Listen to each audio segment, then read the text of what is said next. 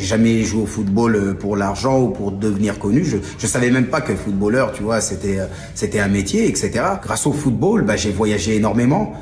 J'étais pas un génie à l'école. Aujourd'hui, je parle 6 langues. C'est grâce au football. Ça te fait découvrir beaucoup de cultures. Donc c'est tout. Ça m'a fait grandir aussi en tant qu'homme. Football, c'est pas que de taper derrière un ballon. C'est devenir un être humain. Et des fois, le problème, tu grandis trop vite. Et des fois, t'es pas prêt et tu dérapes. Et les gens, ils te jugent. Ils vont dire, ah, il est arrogant, il a ceci, il a la grosse tête parce qu'il gagne du pognon. Mais c'est pas difficile, c'est pas facile de gérer tout ça. Quand aujourd'hui, je me dis, j'ai gagné plus de 21 trophées, tu veux que je regrette quoi? Tu veux que, qu'est-ce qui me manque? J'ai tout fait. Easy Money Spider, bonjour Monsieur Evra. Est-ce que coacher une équipe vous intéresserait dans le futur? Hashtag I love this game. Bon, Easy Money Spider, déjà, je t'adore puisque tu love this game. C'est une question que beaucoup de personnes me posent. J'ai fini mes diplômes d'entraîneur. Mais aujourd'hui, voilà, je suis un militant pour arrêter la violence contre les enfants. Je fais d'autres choses. J'ai plus un impact dans le monde entier. Sidou 91, pourquoi n'as-tu pas choisi de rejoindre l'équipe sénégalaise du football? Sidou, ah là là, Sidou. Parce que j'ai fait un choix. C'est simple. Y a aujourd'hui des gens qui me disent alors la France ou le Sénégal? Ben, c'est comme si tu me dis de choisir entre papa et maman. C'est tout bête et c'est ça le problème dans cette société, c'est que les personnes doivent faire un choix. Mais c'était un choix sportif. Je suis né au Sénégal, j'ai grandi en France, donc c'était tout naturel. J'ai demandé à papa pour qui, il m'a dit bah pour le Sénégal, maman bah pour la France. Bah j'ai choisi côté maman et aujourd'hui je suis vraiment fier d'avoir porté ce maillot, d'avoir été le capitaine. Et je réponds souvent à cette question. Je dis bah par exemple j'ai 2 orphelinats, plus de 400 enfants, ils sont pas en France, c'est au Sénégal. Donc voilà, je dis t'aurais préféré que je vous fasse rêver sur les terrains ou en tant qu'être humain et donc voilà. JB, salut, que penses-tu de l'équipe de France depuis ta retraite internationale? Bah JB, bah je pense que j'ai fait un bon boulot. Comme j'ai dit, cette équipe pour moi, je l'ai dans le cœur, dans mes pensées. J'ai pleuré quand on a perdu la finale contre l'Argentine, comme un gamin dans ma voiture. C'était incroyable pendant 3 jours. Pour te dire, voilà, même moi, je me suis pas rendu compte à combien j'aimais cette équipe de France. Je suis fier de mes gars, je suis fier de Didier Deschamps, je suis fier de mon pays, je suis fier de ce maillot. Il y a un nouveau capitaine dans cette équipe de France, Kylian Mbappé. C'est une bonne décision selon toi? Super. Kylian Mbappé, c'est les 10 prochaines années. C'est quelqu'un qui est déterminé à vraiment gagner une autre Coupe du Monde. Et je pense qu'il le fera. Et puis personnalité, charisme, quelque chose de différent. Donc non, moi je suis à fond derrière Kiki. Et si tu aimes l'équipe de France, voilà, il faut arrêter ces débats. Je pense qu'il faut aller de l'avant. Et maintenant, Kylian Mbappé est notre capitaine et fier. Je suis très fier pour Kylian. C'est Kylian. Je m'en fous. Je sais pas c'est qui. C'était une période incroyable. Moi, quand je revois ces vidéos et chercher une taupe, c'est vrai que ça me fait rire maintenant. C'était pas marrant à l'époque. Mais je sais pas s'il y en a eu. Il y a eu plusieurs histoires. Il y en a même qui ont dit que c'était Raymond Domenech lui-même, la taupe. Plusieurs. Mais aujourd'hui, on parle de 2010. On est en 2023. Ça fait 13 ans. Donc... Ah, la taupe, peut-être que... Tu sais quoi, je vais aller la chercher dans mon jardin. Peut-être que je vais la trouver, Lolo. Ça fait 13 ans, tu l'as dit, t'as l'impression que Naïsna, ça te poursuivra toute ta vie? Ça me poursuit pas du tout, franchement, je sais pas... Moi, Naïsna, c'est pas du tout de mon quotidien. Les gens m'en parlent pas, c'est aujourd'hui. Franchement, ça devait faire peut-être, je vais dire 6 ans que personne m'avait posé cette question. Et les gens ont le droit d'avoir une opinion en 3, mais bah pas du tout, ça me poursuit pas du tout. Je suis revenu en équipe de France, j'ai fait une finale de l'Euro, j'ai continué mon parcours en bleu. Mon image a été redorée depuis, la sortie de mon bouquin.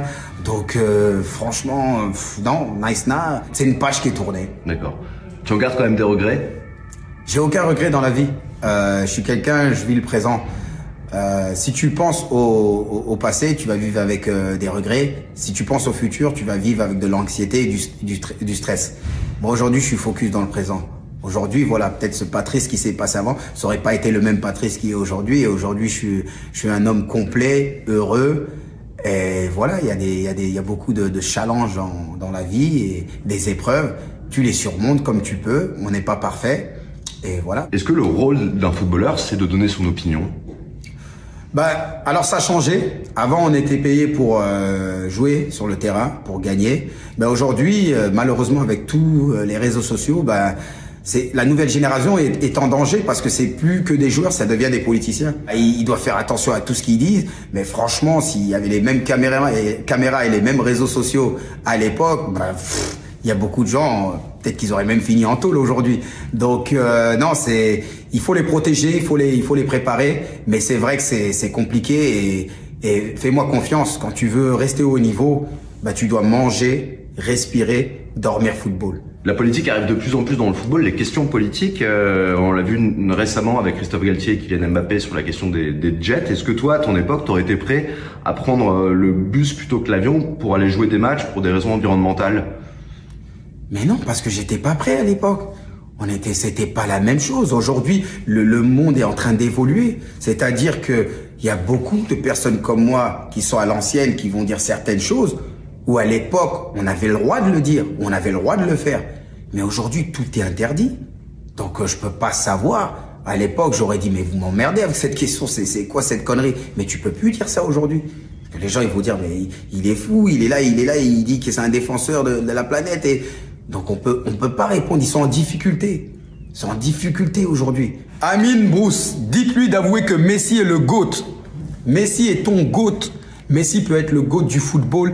Et Amine, je respecte ton opinion. Et c'est bien ça le problème dans ce monde. C'est voilà, faut faire un choix. Et quand tu fais un choix, bah tout de suite, t'es anti.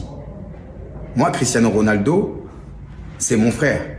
C'est quelqu'un avec qui j'ai joué énormément d'années à Manchester. Messi, Dieu lui a donné un don. Il lui a dit, vas-y, va jouer avec ces gamins. Cristiano, c'est cette étiquette de travail. Et moi, j'adore ça. Et c'est sur ça que je suis tombé amoureux. Les gens disent, ah, parce que c'est ton frère. Oui, je l'aime, oui. Mais j'aime cette étiquette de travail, de tous les jours travailler. Quand il y a un entraînement à 10h, il vient à 8h du matin. On finit l'entraînement, on est dans les douches. Il est encore en train de s'entraîner à faire ses coups francs, etc. Donc c'est juste ça. Mais il va falloir arrêter ce débat. Parce qu'aujourd'hui, il faudrait remercier Dieu, l'univers, qu'on a pu jouer comme moi avec ces personnes ou contre ces personnes et de les avoir vus jouer de notre propre yeux. Et on découvre quoi quand on met fin à sa carrière? C'est notre vie. C'est une très très bonne question. On panique parce que d'un seul coup, voilà, la réalité, le monde, le vrai monde. Parce que quand t'es footballeur, tu vis dans cette bulle. C'est un faux monde. On est là, on fait tout pour toi. Tu t'es comme un roi. C'est pour ça que quand les gens ils jugent cette génération, quand ils vont dans un endroit, on dit hey, tu sais je suis qui, etc. Comment ça j'ai pas une place dans ce restaurant, truc. C'est parce qu'en fait on te donne tellement tout que tu penses que c'est la réalité. Et non, attention. Quand tu reviens, tu reçois un coup sur la tête. Et le monde réel, c'est pas ça. On vit quand t'es footballeur, tu vis dans un monde virtuel. Humainement, le football te bousille. Hein.